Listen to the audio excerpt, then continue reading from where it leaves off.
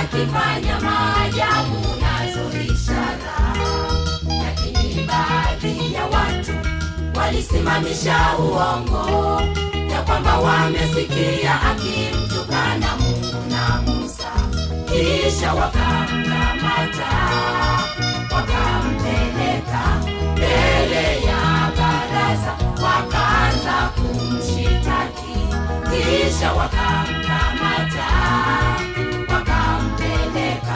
mbele ya baraza, wakaanza kumshitaki.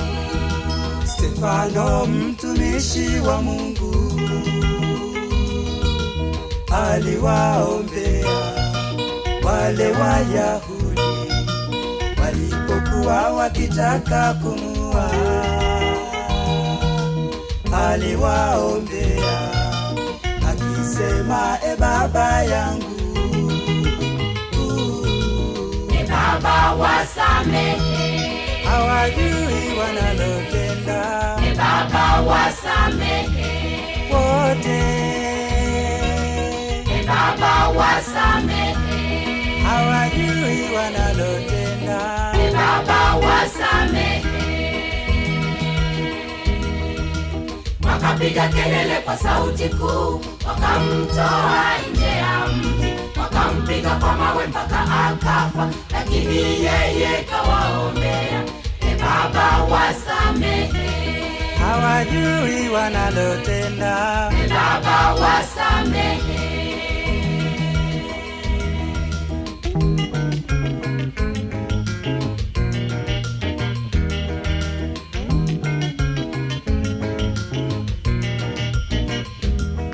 Hata kama ukitenda mema, watu watakuchukia.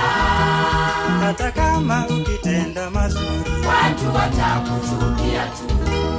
Hata kama ukitenda mema, watu watakuchukia. Hata kama ukitenda mazuri, watu watakuchukia tu. Sasa uwe mwenye kubariki, kitokea kwako uwe mwenye kusamehe. Sikia ewe Mkristo, uwe mwenye kubariki, kitokea kwako